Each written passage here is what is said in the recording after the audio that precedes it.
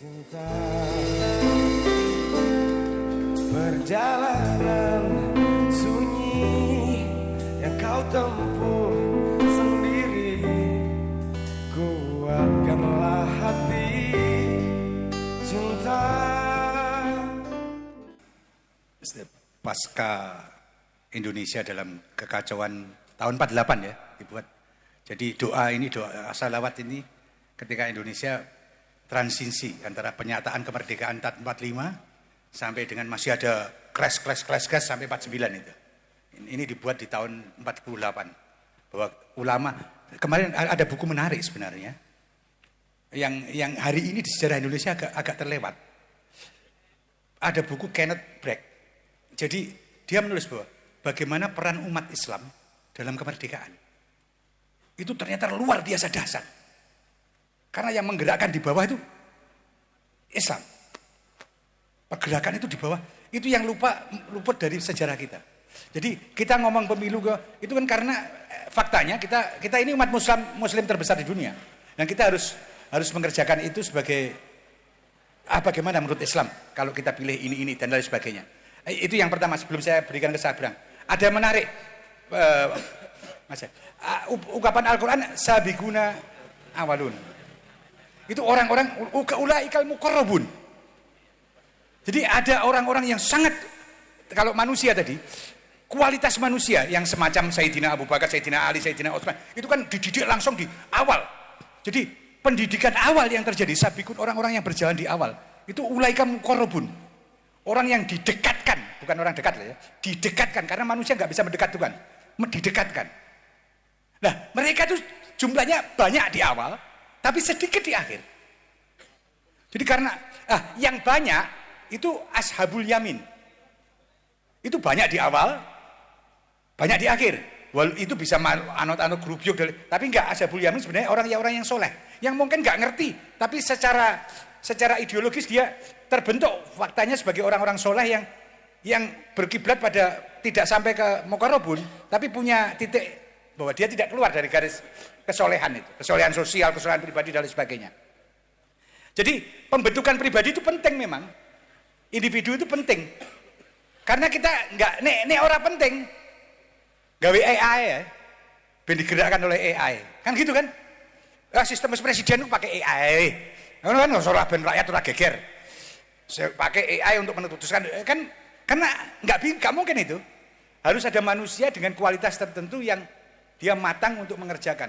Itu yang pertama. Yang kedua, kematangan itu penting. Misalnya begini,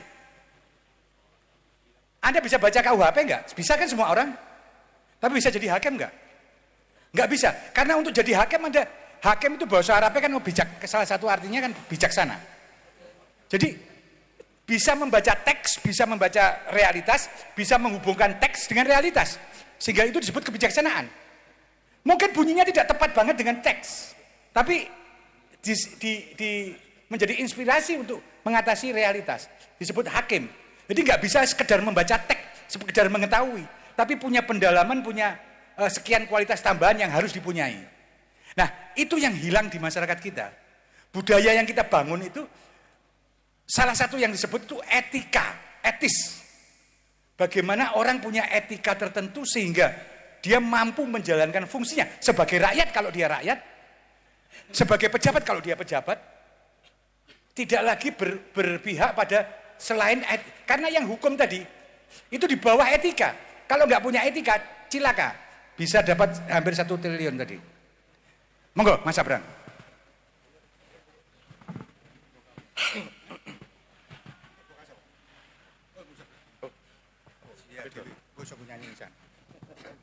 Serak, Beb.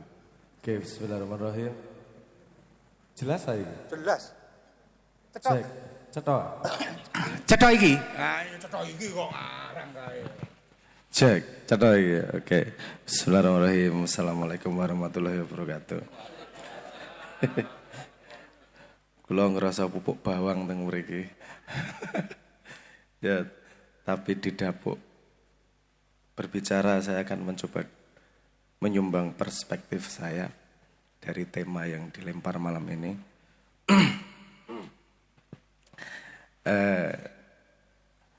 rodok serak Yuan Bib, tadi nek ngongkon nyanyi kok ya tak batin Bib. Nyanyi goib, tak batin. Bismillahirrahmanirrahim. Ini tadi kita membahas tentang apa? Kalau judulnya menata budaya, menyemai asa. Nganu ya Bib, apa? Puitis. Ada Bawaslu di sini. Suasana kita sedang pemilu, suasana kita sedang kental politiknya. Kita berpikir ke arah situ dan seterusnya. Tapi saya ingin mencoba, kalau menjelaskan mungkin saya tidak akan berani merasa cukup pandai untuk menjelaskan apa yang terjadi. Tapi saya coba ngurut dari belakang, dari pemahaman yang saya pahami. Saya akan mencoba melakukan tanya jawab sendiri. Sampai kemudian kok, sampai saat ini tuh piye toh? Tanya jawab itu yang akan coba saya lakukan. Pertanyaan pertama adalah paling fundamental, yaitu ada makhluk yang namanya makhluk hidup. Ya, pertanyaannya, kalau makhluk sudah hidup terus ngapain? Makhluk hidup itu termasuk manusia, termasuk hewan, termasuk tumbuhan, amuba, virus, yang marai watu iki makhluk hidup juga iki. Membunuh massal dengan obat itu kan ya makhluk hidup yang coba dibunuh itu. Karena mengganggu makhluk hidup yang lain dalam tanda petik gitu. Oke. Kalau makhluk hidup sudah hidup kira-kira ngapain ya yang semua makhluk hidup coba lakukan gitu. Jawabannya sepemahaman saya adalah kalau makhluk sudah hidup mencoba selama mungkin untuk tidak mati. Gitu. Oke. Jadi dia mencoba hidup selama mungkin. Artinya dia mencoba, ini jadi rumus dalam evolusi. Setiap makhluk hidup, kalau Anda percaya evolusi atau tidak, tapi bisa dibuktikan dengan semua makhluk hidup. Makhluk hidup itu pasti mencari cara untuk hidup selama mungkin, mencari kenikmatan sebanyak mungkin, mencari kesusahan atau menghindari bahaya sejauh mungkin dengan energi sesedikit mungkin. Dah, semua makhluk hidup kayak gitu itu. Oke, kemudian muncullah macam-macam makhluk hidup dan semua mencoba bertahan hidup. Muncullah bermacam-macam strategi. Gimana cara bertahan hidup? Ada yang kemudian makhluk hidup hidupnya malam, menghindari pesaing-pesaing di siang hari. Ada yang hidup sendirian. Cuman kalau musim kawin ketemu sama pasangan, habis itu sendirian lagi. Agar tidak, ya itu strategi yang ya baik buat dia. Ada juga yang strateginya berkumpul. Zebra, ikan tertentu, itu strateginya berkumpul. Karena dalam kumpulan keamanannya meningkat. Lebih aman bareng-bareng daripada sendirian. Kalau misalnya Anda punya teman gitu terus lari dikejar singa, cara paling selamat, paling enak adalah jegal temanmu. Lari dikejar singa, tok jegal kancamu jungkel sing tubruk kancamu, kamu selamat. Artinya berkumpul itu memungkinkan untuk keselamatan individu menjadi lebih tinggi. Dari berkumpul itu kemudian muncul peraturan-peraturan yang belum muncul dari kepala manusia. Contohnya singa. Singa itu contohnya, di situ muncul etika yang agak aneh ini. Misalnya apakah disebut etik atau tidak, tapi diobservasi seperti itu. Singa itu misalnya kalau berburu mereka bersama-sama berburu. Yang berburu wanitanya. Ketika mendapatkan makanan, yang berhak makan pertama adalah singanya, rajanya justru. Loh, keseimbangannya gimana? Dia nggak ikut berburu, tapi makan duluan. Tapi ternyata di situ juga ada keseimbangan. Kalau ada masalah, yang paling di depan adalah pemimpinnya yang menghadapi masalah. Yang punya resiko mati duluan di antara kumpulan itu adalah kepala singanya. Artinya dari kumpulan tersebut yang mendapat privilege paling tinggi, dia mengambil resiko paling tinggi. Itu yang alam ya. Aku ngurang ngomong menungso. Menungso ini ngono pora nanti dulu. Alam itu munculnya gitu, seimbang. Dah terus kemudian muncullah manusia. Manusia ternyata juga punya naluri seperti itu, berkumpul satu sama lain. Belum ada sistem sama sekali, pokoknya kumpul satu sama lain. Kalau Anda perantauan itu tanya asalnya sama, pasti kumpul. mengumpulkan kekuatan. Itu agar mengurangi resiko itu tadi. Nalurinya sama dengan kehidupan yang hidup tadi. Jadi kumpul, mengurangi resiko. Nah, kumpulan-kumpulan ini kemudian ketika kumpul muncullah hal-hal yang dalam tanda petik tidak diatur oleh sistem, tapi muncul secara natural karena kebutuhan untuk survival bersama. Contohnya gini, ini penelitian tentang tracking kenapa orang mau berbagi dengan orang lain. Contohnya gitu. Misalnya ada satu kumpulan komunitas kecil, terus berburu, satu keluarga nggak dapat, keluarga yang lain dapat kerbau. Dia membagi kerbaunya ke tetangganya. Ini belum ada petunjuk agama, belum ada perintah zakat, belum ada perintah dari manapun. Ini berjalan dengan otomatis. Tapi ternyata memang ada utility-nya, ada gunanya. Karena tidak bisa dipastikan kalau mereka berburu siapa yang dapat. Kalau keluarga A yang sedang dapat, dia simpan sendiri, itu juga busuk, nggak habis. Mending dia bagi kepada tetangganya untuk menjadi safety jangka panjang. Kalau suatu hari keluarga saya nggak dapat, tetangga saya yang dapat, tetangga akan membagi makanan kepada saya. Sehingga muncullah sistem sosial ini, saling membantu, altruisme satu sama lain. Awalnya untuk survival. Nah, basisnya kan itu survival. Lama-lama kumpul semakin banyak manusia. Nah, muncullah kemudian, kalau semakin banyak manusia, perlu ada peraturan bersama. Agar terjadi stabilitas, karena manusia lahir juga dengan bakat yang berbeda-beda. Ini dulu pertanyaan saya kayak gini. Kalau kita ditanyain sekarang, anak kecil tahu bahwa mencuri itu buruk. Dulu zamannya Nabi Musa itu harus diturunkan oleh Tuhan. Informasi bahwa mencuri itu buruk. Loh, orang zaman itu tidak paham kok mencuri itu buruk. Sesusah itu kok difahami. Kenapa mencuri itu harus didasati tahlah 10 perintah. Berjuluh perintah Tuhan itu. Salah satunya adalah mencuri itu nggak boleh. Kalau dari sudut pandang sosiologi, terus kemudian terbuka sebabnya. Karena mencuri itu jauh lebih mudah daripada memproduksi. Kamu nggak perlu ke sawah tiap hari selama 3 bulan, 4 bulan. Lebih mudah nunggu orang panen, datang ke rumahnya, dicolong, kamu tetap makan. Tapi kalau efeknya itu dibiarkan, itu energinya lebih rendah loh. Manusia secara otomatis perilakunya akan berubah. Itu hukum alam tadi, hukumnya pada makhluk hidup tadi. Dengan energi sesedikit mungkin, mendapatkan kenikmatan sebanyak mungkin, menghindari kesulitan sebanyak mungkin. Ini belum masuk negara, bentar lagi.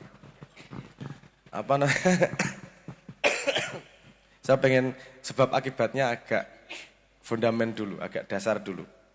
Nah, tadi nggak boleh mencuri, kenapa? Karena kalau mencuri itu diperbolehkan, itu menjadi perbuatan yang paling mudah untuk survive. Efeknya semakin banyak yang boleh mencuri, lama-lama tidak ada yang mau produksi. Kalau dalam satu kampung tidak ada yang mau produksi, lama-lama pencuri pun tidak ada yang bisa dicuri. Efeknya satu kampung akan mati semua. Makanya diturunkan perintah dari Tuhan, ojo mencuri. Sebenarnya ada utility-nya, ada fungsinya secara jangka panjangnya, kan gitu. Karena manusia tidak cukup pandai untuk melihat jangka panjang, hal-hal seperti itu diinformasikan dari langit, dalam tanda petik seperti itu. Nah, kemudian muncullah inovasi-inovasi dalam menata segini banyak manusia. Inovasi pertama muncul dari, biasanya yang memimpin adalah shaman, adalah dukun waktu itu. Orang-orang yang bisa melakukan hal-hal yang orang lain tidak bisa. Wah, ngeri bang ini. Dia tahu cara membuat api aja sudah bisa jadi pemimpin. Kenapa? Karena dia tahu sesuatu yang orang lain nggak tahu. Kemudian dia kapitalisasi itu menjadi influence. Boy iki seko langit iki cara gawene iki gitu. Oke lah.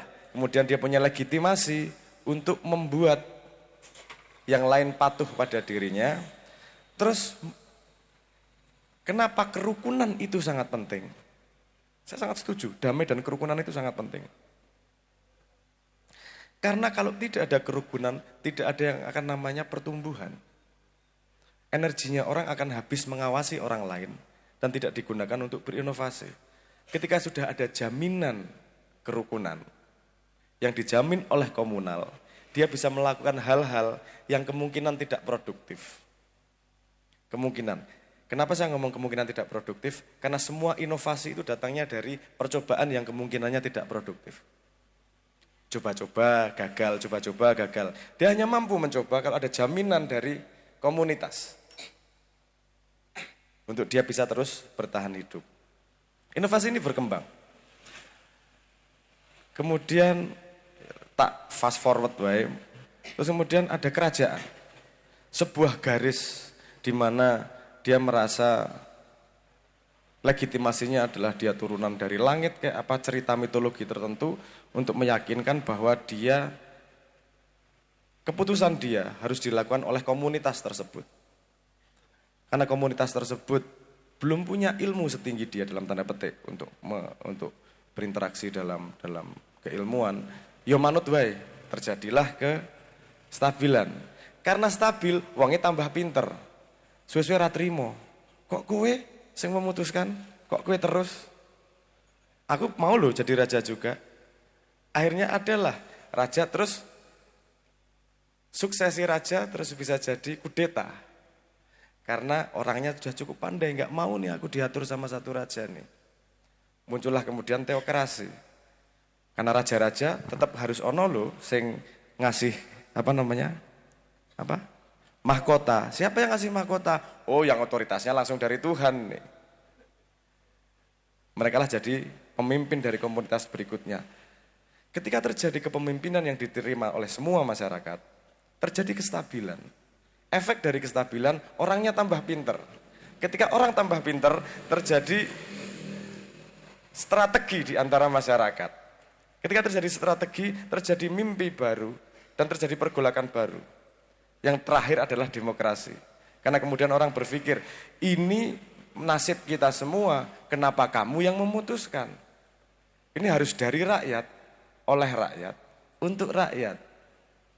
Itu ide terakhirnya, karena keputusanmu berhubungan dengan kita semua, harus dari kita, oleh kita, untuk kita.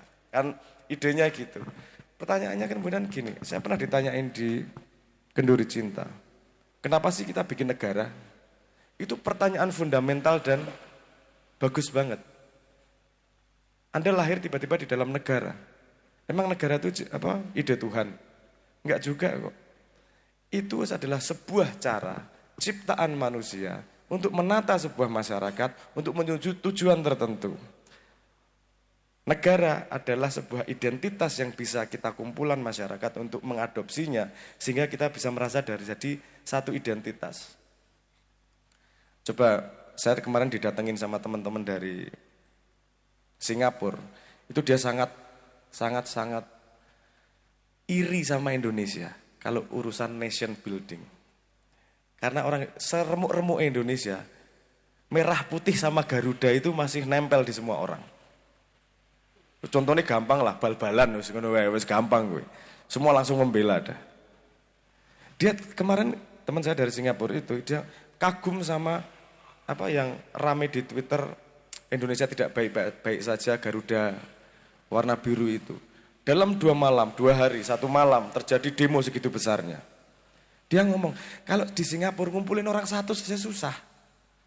Di Malaysia juga susah ngumpulin orang untuk satu tujuan bersama demi nama negaranya itu. Enggak jadi satu identitasnya itu. Di Indonesia jadi kita. Ini kecerdasan para pendiri bangsa membuat kita menjadi satu identitas. Balik lagi, negara itu jadi bukanlah kenyataan yang dibuat oleh Tuhan. Saya pengen desakralisasi. Gak ada negara gak apa-apa kok. Tapi negara itu useful dan berguna untuk kumpulan satu ini, begini banyak orang untuk menuju tujuan bersama. Jadi kalau rekomendasi saya, ya tetap ayo ono negara iki, dibeneri. Itu berguna kok. Itu cara yang baik kok untuk menuju tujuan bersama. Ning jangan lupa loh, itu cara. Gak harus, tapi itu cara. Saya mau menuju kemana? Karena ada turunannya nih kemudian. Kalau kita sudah tahu itu cara, semua permainan itu pasti ada rule of the game-nya. Ada peraturan permainannya. Peraturan permainannya dibentuk oleh siapa? Oleh dibentuk yang namanya sistem. Oke. Ada masalah fundamental dengan sistem yang namanya demokrasi. Idenya oke ya, dari rakyat, oleh rakyat, untuk rakyat. Idenya oke banget ini. Ada problem detail nih, yang agak masalah. Ini kalau nggak orang matematika agak nggak paham ini. Masalahnya gini, outputnya untuk memilih pemimpin, misalnya voting ini, itu masalah fundamentalnya apa? Itu mengubah pendapat komunal menjadi kuantifikasi, dikuantifikasi. Itu masalah yang tidak terpecahkan sampai sekarang. Gimana sih cara ngitung voting yang benar tuh, yang paling adil tuh gimana sih? Kita taunya voting satu orang milih siapa. Itu bukan satu-satunya cara, ada 12 jenis cara yang lain. Contohnya misalnya, Anda tahu pemain sepak bola terbaik apa? Sepatu emas dan seterusnya. Itu kan juga milih pendapat banyak orang terus menentukan siapa yang menang. Itu cara ngitungnya nggak sama kita, beda sama sekali. Itu kalau kita sebutnya popularity voting. Satu orang dianggap sebagai satu suara, nilainya satu. Kalau ngitung di pemain terbaik itu sebutannya Borda count. Borda. Cara ngitungnya beda. Cara ngitungnya gini. Kamu bukan milih siapa, tapi ngurutin.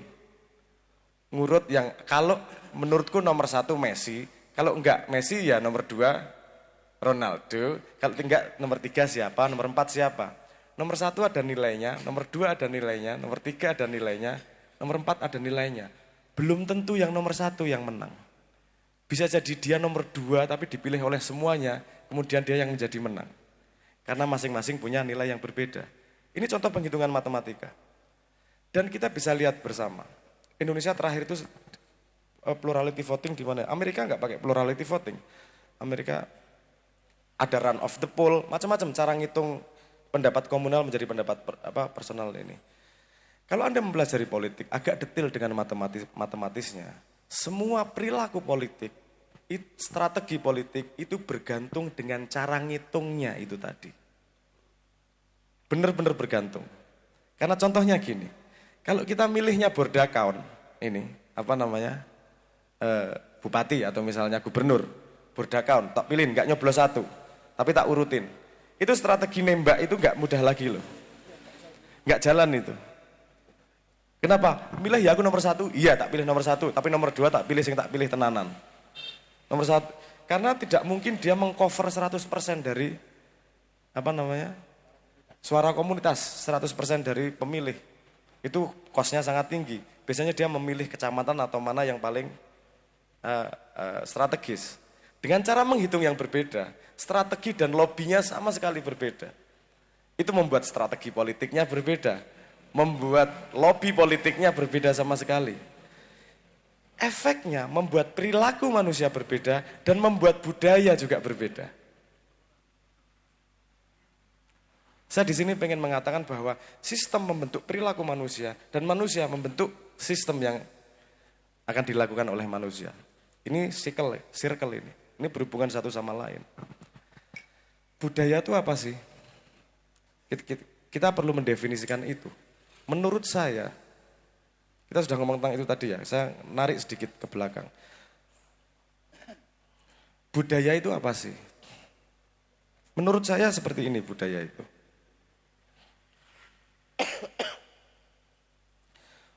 Saya balik ke fundament menjadi manusia, makhluk hidup. Semua makhluk hidup itu punya kebutuhan untuk membuat keputusan dan action.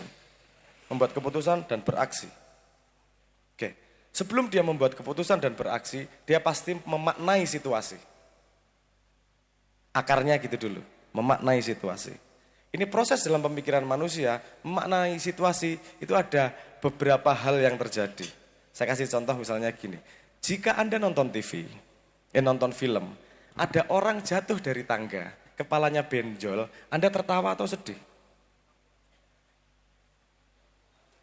Beda loh ini, tertawa atau sedih? Tergantung musiknya. Kalau musiknya lucu, Anda tahu budaya yang terjadi di sini, ini konteksnya lagi lucu ini. Makanya saya oke untuk tertawa. Tapi ketika musiknya sedih, Anda tahu harus masuk pada budaya tertentu, sudut pandang perspektif tertentu, sehingga Anda bereaksi dengan cara tertentu. Anda bayangkan nonton film, Avenger, semua musuhnya kumpul nggak ada musiknya. Jeng jeng jeng jeng, wah gagah rasanya. Nggak ada musiknya. Lah ngopo ya wong-wong iki arek-arek iki. Kita kehilangan konteks sama sekali. Artinya untuk memaknai sesuatu itu ada fokus dan ada konteks. Konteks is everything. Kalau Anda foto orang makan itu nggak ada masalah tuh. Ya orang makan. Karena Anda yang saya ceritakan adalah foto orang makan. Coba sekarang orang makan diletakkan di tengah-tengah suasana perang yang berdarah-darah. Kamu langsung menghujat. Lagi kayak gitu kok makan enak. Kayak gitu. Backgroundnya diganti, maknanya berganti sama sekali. Paham maksud saya ya? Artinya ada fokus kejadian yang kita lihat dan ada budaya di belakangnya yang memberi konteks pada sesuatu tersebut untuk bermakna. Nah, sistem yang kita lakukan, bawah sadar yang kita pahami, ini menjadi budaya kita memahami sesuatu. Karena kita tahu bahwa jadi buzzer itu dibayar, ketika ada orang kritik atau tidak setuju dengan pendapat kita langsung memaknai bahwa orang yang tidak setuju itu adalah buzzer, bayaran. Apa itu faktanya? Belum tentu. Tapi karena kita memiliki konteks sosial seperti itu. Nah, sistem itu membangun konteks sosial. Jangka panjangnya dia akan membentuk manusia. Karena tiap orang mengalami setiap hari itu memaknai hidup berdasarkan konteksnya itu. Sistem yang sekarang remuk kayak gini. Karena kita itu coba-coba dan memang tidak pernah berpikir mendasar tentang ngapain kita melakukan sesuatu itu. Bikin negara ini ngapain sih? Bikin coblosan tuh ngapain sih? Kita hanya mengikuti konteks yang sudah ada dari sosial tanpa membuka hijab itu dan mencari akarnya. Kenapa kita harus melakukan ini? Budaya fundamental itu harus kita bangun sebagai akar kalau kita mau membangun budaya-budaya berikutnya. Kita harus mau bertanya, tidak hanya apa, tapi juga kenapa. Karena in the end, semua sistem adalah permainan. Dan kita punya hak 100% untuk mengubah permainan untuk masa depan yang lebih baik. Awalnya itu aja, matur nuwun. Ya, menarik sekali. Jadi, waduh banget. Tubuh-tubuhan, nganti tekan. Oke. Gini, saya tambahin sedikit Mas Abrang. Konteks itu, kita bisa mengambil konteks itu di luar. Sistem sosial yang membentuk kita. Yang disebut Sabram tadi sebagai konteks untuk kita menilai. Tapi jangan lupa, ada ungkapan-ungkapan yang lebih menarik lagi. Konteks itu di dalam otak kita. Tertanam di otak kita. Berdasarkan pengalaman kita sendiri. Interaksi kita dengan sistem dan lain sebagainya. Sehingga, nek gampang ini loh. Nek mau gampang, tadi kan agak aneh. Nek kue maling, kue ndelok semua tindakan orang lain ini pasti maling. Nek kue sering nipu wong, pasti ketemu orang, jangan saya akan ditipu ini. Itu kalau Anda, apapun sebenarnya apa yang Anda lakukan itu kaca bergolo. Kue nek ndelok awakmu, kue ndelok sikapmu kayak apa? Jadi iki sing mbok omongno iki awakmu dhewe. Ketika Anda menghantam orang lain, karena itu nek cara Jawa kan nggak boleh orang nek sastra jendro itu, dan itu sebenarnya tingkatan tasawuf yang lebih lanjut, itu orang yang sudah tidak punya kepentingan. Nek cara Mbah Nun, wong sing wis selesai dengan dirinya sendiri. Karena manusia punya kemungkinan itu, tapi kan bisa kita minimalisir. Ketika kita di dalam konteks tertentu itu bisa kita nilai konteksnya. Jadi ada orang yang bisa menilai, itu masih oke-oke aja. Tapi ketika itu di luar sistem nilai yang kita sepakati bersama, itu jadi kekacauan. Nah, kalau sekarang bayangkan apa yang disebut Mas Abraham sistem yang rusak, jangan kayak gitu. Sudah menginstal di otak kita untuk bersikap tertentu dan bereaksi secara tertentu ketika melihat fakta tertentu. Nyuwun sewu. Banyak orang, ini contoh yang paling gampang Mas Abraham. Banyak orang di dunia hari ini, saya sekaligus ngasih contoh yang agak ekstrim, Palestina. Kan banyak orang yang demo. Tapi jangan lupa, banyak yang bela. Kenapa? Enggak cuma para pemimpin, sebagian ya. Itu karena mereka di otak mereka, loh itu memang penjahat kok. Jadi ada pembenaran untuk tindakan yang sama disikapi secara berbeda. Yang satu ini sudah sudah genosida dan itu sudah jadi katakanlah kesepakatan global, orang-orang manusia normal yang masih manusia. Tapi yang sebagian tetap menganggap ini punya kebenaran deh, untuk melakukan itu, punya alasan, sehingga tidak empatinya hilang. Jadi yang kita harus hati-hati itu, dan itu pembentukan itu civilization itu bukan sekedar kultur, sudah civilization. Peradaban, sudah peradaban. Ya, itu yang pertama. Yang kedua, ya laibun walahwun itu kan penting banget itu Quran. Itu kan Quran yang ngomong. Dunia ini kesenangan dunia ini laibun walahwun. Yang dilupakan manusia bukan main-main, bukan. Tadi kan sudah disinggung oleh Mas Abraham, disinggung oleh Pak Kyai Jail juga oleh Mbah. Semua permainan itu ada aturan. Kalau nggak ada aturan, bukan permainan namanya. Bal-balan itu ada aturannya nggak? Kan ada aturannya. Jadi semua itu ketika di dalam aturan, itu disebut permainan. Nah, kalau dia merubah permainan, maka harus ada kesepakatan baru lagi untuk merubah permainan. Itu yang kedua. Yang ketiga, kita ini punya kemampuan untuk merubah ini, walaupun tidak secara perubahan kebudayaan, perubahan peradaban, itu tidak mungkin keseluruhan kita rubah. Tapi ada kunci-kunci baru yang kemudian membuat berubahnya semuanya. Semua sistem itu berubah. Malah kadang-kadang bukan dari pikiran loh, perubahan peradaban. Apa yang kita sebut demokrasi ini, penemuan mesin uap, kemudian merubah cara berpikir, kemudian penemuan chip, merubah cara berpikir semuanya. Jadi berasal dari hal yang material malah. Membuat sistem itu merubah manusia. Jadi kita ini dirubah oleh sistem yang sebenarnya basicnya material. Itu yang harusnya menjadi paling enggak menjadi kesadaran kita kalau kita mau ke depan mau apa yang kita lakukan. Mungkin itu tambahan. Neng sebelum ndek iki watuk soalnya. Mau tambahi, Bro. Mungkin saya ngerespon kalimatnya Habib tadi, benar bahwa semuanya akan dimulai dari yang fisikal, yang fisik. Kenapa? Karena memang realitas hidup manusia itu selalu hidup di dua alam. Ini sepemahaman saya.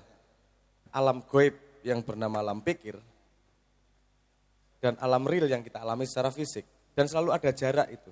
Antara alam dunia pemaknaan dan dunia sebenarnya itu selalu ada jarak. Ilmu itu gunanya mendekatkan itu. Agar pemaknaan itu sedekat mungkin dengan sesuai yang sebenarnya. Nah, kenapa fisik? Karena kalau fisik kita enggak perlu akal pemaknaan yang sama, tapi bisa merasakan efek yang sama. Sehingga lewat fisik itu transformasi budaya dan informasi akan lebih cepat. Jadi, salah satu fisik yang paling gampang dilihat kan currency, uang. Itu berhubungan dengan survival, kehidupan manusia, berhubungan dengan status sosial, bisa kita alami bersama. Doktrin paling sukses di dunia itu doktrin uang kok. Karena mau ribut Palestina sama Israel, dua-duanya tetap menerima dolar. Ya, artinya itu enggak ada yang debat soal itu. Ada dua hal sih kalau di filsafat, ada yang ngomong rasa sakit dan uang itu kenyataan yang tidak pernah diperdebatkan. Sakit ya sakit. Uang ya disetujui semua gitu. Mungkin itu aja. Mending diskusi aja kita.